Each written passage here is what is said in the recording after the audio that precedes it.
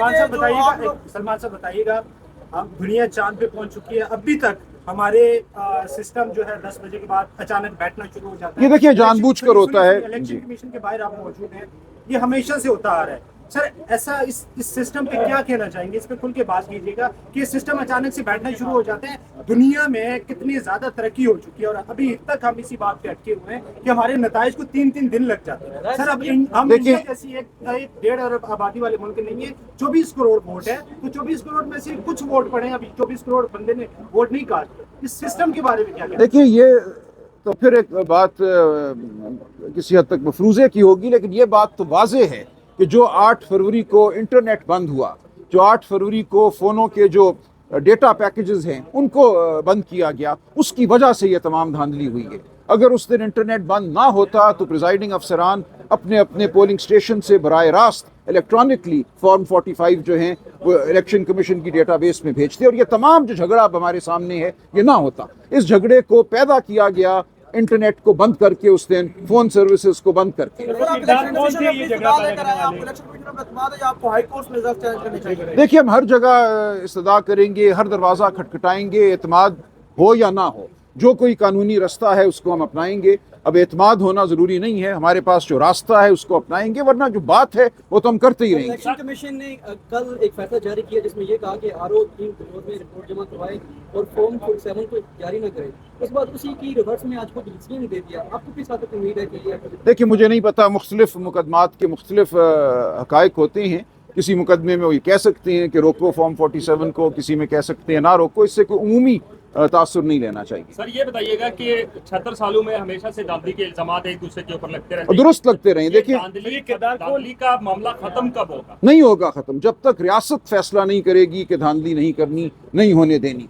धांधली को सिर्फ रियासत ख़त्म करा सकती है, और जब हमें नज़र ये आ रहा है कि रियासती अहलकार धांधली में शामिल थे। देखिए यहाँ धांधली फरीकैन के दरमियान बहुत कम हुई है, हुई होगी वो, लेकिन असल धांधली आरओ और पुलिस अफसरान ने की है। तो ये फरीक तो नहीं थे बज़ाहिर, इन्होंने क्यों ये हरकत की? क्यों आरओ साहिबान ने पुलिस अफसरान को कहा कि निकाल दो इन लोगों को मेरे दफ्तर से? कानून का तकाजा है कि कंसोलिडेशन जो है वो फरीकैन कैंडिडेट की मौजूदगी में होगी। हमें नज़र आना चाहिए था कि कौन सा फॉर्म 45 एक प्रिजाइडिंग अफसर लेकर आया है, उसके मुताबिक इंदराज हुआ है या नहीं हुआ। जब हमें कमरों से निकाल दिया गया तो हमें क्या पता कि उन्होंने जो नंबर डाले हैं वो कहाँ से लेकर डाले हैं। सलमान अकरम बराड़ी साहब इस वक्त इलेक्शन कमीशन के बाहर मौजूद हैं, अंदर से आ रहे हैं, क्या कार्रवाई हुई आज और आने वाले दिनों में कितने पुरुमीद हैं कि जो नताइज हैं वो आपके हक में आएंगे, रिजल्ट आपके हक में आएगा? देखिए हमने अपनी आज इस्तदा जो है वो दायर की है, कल गालिबन सुनवाई होगी।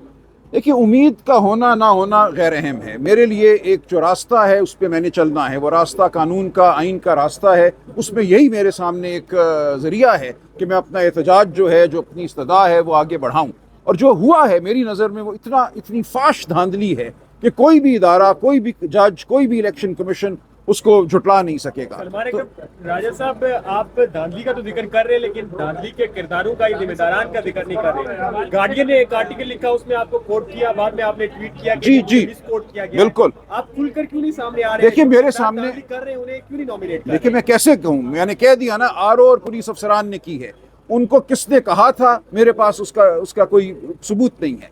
मुझे तो यह नज़र आया कि आरओ साहिबान के दफ्तर में धांधली हुई, करने वाले आरओ साहिबान थे और उनके माविन थे पुलिस अफसरान। ये दो किरदार तो बिल्कुल सामने हैं और मैं खुलकर इनका नाम लेता हूँ। मैं अपने हल्के के हवाले से कोई तामुल नहीं समझता, मैंने ट्वीट में नाम भी लिए हैं, लेकिन इसके पीछे कौन है ये मुझे नहीं मालूम।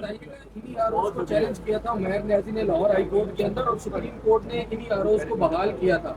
आपको लगता है कि ये पहले से सारा का सारा प्लान किया गया था? देखिए मैं अब सुप्रीम कोर्ट के हवाले से नहीं कुछ कह सकता। उन्होंने तो इसलिए बहाल किया था कि उस वक्त देर बहुत हो गई थी। आरओज की तैनाती को बहुत पहले चैलेंज होना चाहिए था और गालिबन किया भी गया था। वो पिटिशन लगी 2 हफ्ते के तातुल से थी।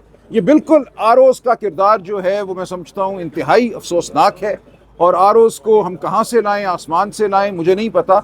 लेकिन आइंदा इलेक्शनों में मैं समझता हूँ हमें ज़रूर जुडिशल अफसरान पे को फोकियत देनी चाहिए, इंतजामी अफसरान को। राजा साहब ये बता दीजिएगा, सलमान साहब आप ये बता, लाएअमल आप लोगों का क्या होगा? देखिए बाकी लाएअमल तो पुरअमन सियासी एहतजाज ही होगा, उसके अलावा क्या हो सकता है? अपोजिशन में बैठेंगे फिर? देखिए उसमें कोई मुज़ायका नहीं है, जो भी नंबर बनती हैं पार्लियामेंट में उसके मुताबिक हमें काम करना है। लेकिन असल बात उसूल की है, اصل بات حکومت سازی کی نہیں ہے. ایک لولی لنگڑی حکومت اگر کوئی آج بنا بھی لیتا ہے ایک جھوٹ پر مبنی حکومت, تو وہ کیا کر لے گا اس ملک کے لیے یا اپنی سیاست کے لیے؟ سیاست وہی اب عوام نے بتا دیا کارگر ہوگی, کامیاب ہوگی, جو اصولوں پر مبنی ہے. بہت شکریہ.